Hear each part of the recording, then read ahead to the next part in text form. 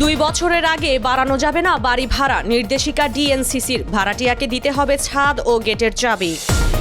ক্ষমতার জন্য নয়, দেশের কল্যাণে রাজনীতি, বললেন তারেক রহমান। করাইলবাসীর কল্যাণে কাজ করার অঙ্গীকার। শেষ হলো সংসদ নির্বাচনে প্রার্থিতা প্রত্যাহারের সময়। 3,73,000 প্রবাসীর ঠিকানায় পৌঁছালো পোস্টাল ব্যালট। যুক্তরাষ্ট্র ও ইউরোপীয় ইউনিয়নের মধ্যে বাণিজ্য যুদ্ধের আশঙ্কা। বাংলাদেশের পোশাক রপ্তানি খাতে বাড়ছে উদ্বেগ। বোর্ড অফ পিসে সমর্থন বাড়াতে মরিয়া ট্রাম্প। ফরাসি প্রেসিডেন্টকে আনতে 200% শুল্ক আরোপের হুমকি। স্বাগত জানাচ্ছি দ্য বিজনেস স্ট্যান্ডার্ডের নিয়মিত আয়োজন টিভিএস রাত 8টার সংবাদে। সঙ্গে আছি তামান্না খন্দকার। দেখছিলেন সংবাদ শিরোনাম, এবার বিস্তারিত। ঢাকায় বাড়ি ভাড়া নিয়ে দীর্ঘদিনের অনিয়ম, হঠাৎ ভাড়া বৃদ্ধি এবং ভাড়াটিয়াদের অধিকার লঙ্ঘনের অভিযোগের পর নতুন নির্দেশিকা জারি করেছে ঢাকা উত্তর সিটি কর্পোরেশন ডিএনসিসি। নতুন এই নির্দেশিকা অনুযায়ী 2 বছরের আগে কোনো অবস্থাতেই বাড়ানো যাবে না বাড়ি ভাড়া। নির্দেশিকায় আরও বলা হয়েছে, নির্দিষ্ট শর্তে প্রতিটি ভাড়াটিয়াকে ভবনের ছাদ ও মূল গেটের চাবি দিতে হবে। পাশাপাশি বাড়ি ভাড়া দেওয়ার সময় 1 থেকে 3 মাসের বেশি অগ্রিম ভাড়া নেওয়া যাবে না। 20 জানুয়ারি ঢাকার নগর ভবনে আয়োজিত এক সংবাদ সম্মেলনে এসব নির্দেশিকার কথা জানান ডিএনসিসির প্রশাসক মোহাম্মদ এজাজ। তিনি বলেন, বাড়ি ভাড়া নিয়ন্ত্রণ আইন 1991 অনুসরণ করেই এই নির্দেশিকা প্রণয়ন করা হয়েছে। এই নিয়ম বাড়ির মালিক ও ভাড়াটিয়া উভয় পক্ষকেই বাধ্যতামূলকভাবে মানতে হবে।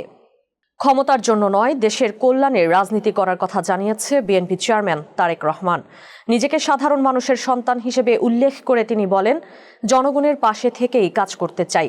20 জানুয়ারি বিকালে রাজধানীর মহাখালী টি&ট্রি মাঠে করাইলবাসীর উদ্যোগে আয়োজিত এক দোয়া মাহফিলে বক্তব্য দিতে গিয়ে এসব কথা বলেন তারেক রহমান।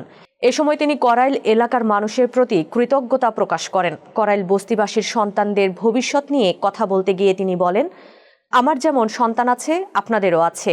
আমরা চাই করাইলের সন্তানরা বিদেশি ভাষায় কথা বলতে শিখুক, উন্নত চিকিৎসা সেবা পাক। এজন্য শিক্ষা ও স্বাস্থ্য খাতে বিশেষ উদ্যোগ নেওয়ার অঙ্গীকার করেন তিনি। করাইলবাসীর কষ্ট দূর করতে বড় ভবন তৈরি করা হবে জানিয়ে তারেক রহমান আরও বলেন, মা বোনদের সচ্ছলতায় ফ্যামিলি কার্ড দেওয়া হবে। শেষ হলো ত্রয়োদশ জাতীয় সংসদ নির্বাচনে 298 আসনে প্রার্থিতা প্রত্যাহারের সময়। আর নতুন তফসিল অনুযায়ী পাবনা 1 ও 2 আসন দুটিতে এই সময় রয়েছে আগামী 26 জানুয়ারি পর্যন্ত। এদিকে আসন্ন ত্রয়োদশ জাতীয় সংসদ নির্বাচন ও গণভোটে অংশ নিতে বিশ্বের বিভিন্ন দেশে অবস্থানরত 3,73,398 জন ভোটারের ঠিকানায় পৌঁছেছে পোস্টাল ব্যালট। এর মধ্যে 1,96,625 ভোটার ইতোমধ্যে করেছেন কিউআর কোড স্ক্যান। নির্বাচন কমিশন সূত্রে জানা গেছে, পোস্টাল ব্যালটে নিবন্ধনকারী এই প্রবাসী ভোটাররা আগামী 21 জানুয়ারি প্রতীক বরাদ্দের পর থেকেই তাদের ভোটাধিকার প্রয়োগ করে দেশে পাঠাতে পারবেন ব্যালট। সঠিক ঠিকানা না দেওয়ায় বা ভোটারকে ঠিকানায় না পাওয়ার কারণে 5,126টি ব্যালট ফেরত এসেছে দেশে। যুক্তরাষ্ট্র ও ইউরোপীয় ইউনিয়নের মধ্যে নতুন করে বাণিজ্য যুদ্ধ শুরুর আশঙ্কায় বাংলাদেশের পোশাক রপ্তানিকারকদের মধ্যে উদ্বেগ বাড়ছে। রপ্তানিকারকদের আশঙ্কা, 2 অর্থনৈতিক শক্তির পাল্টাপাল্টি শুল্ক আরোপ বিশ্বব্যাপী পণ্য সরবরাহ ব্যবস্থায় অস্থিরতা তৈরি করতে পারে। এর প্রভাব পড়তে পারে বাংলাদেশের জন্য সবচেয়ে গুরুত্বপূর্ণ বাজার যুক্তরাষ্ট্র ও ইউরোপে। খাত সংশ্লিষ্টদের মতে, যুক্তরাষ্ট্র ও ইউরোপীয় ইউনিয়নের মধ্যে শুল্ক সংক্রান্ত কঠোর পদক্ষেপ নেওয়া হলে এসব অঞ্চলে নতুন করে মূল্যস্ফীতি বাড়ার আশঙ্কা রয়েছে। এতে ভোক্তাদের ব্যয় করার সক্ষমতা কমে যাবে, যার সরাসরি প্রভাব পড়বে বাংলাদেশের তৈরি পোশাক রপ্তানিতে।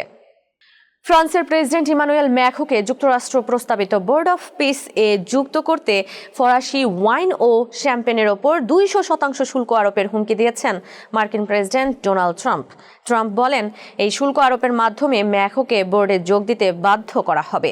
ম্যাখোর ঘনিষ্ঠ সূত্রের বরাতে জানা গেছে, ফরাসি প্রেসিডেন্ট এই প্রস্তাবিত বোর্ডে যোগ দেওয়ার আমন্ত্রণ প্রত্যাখ্যান করতে চান।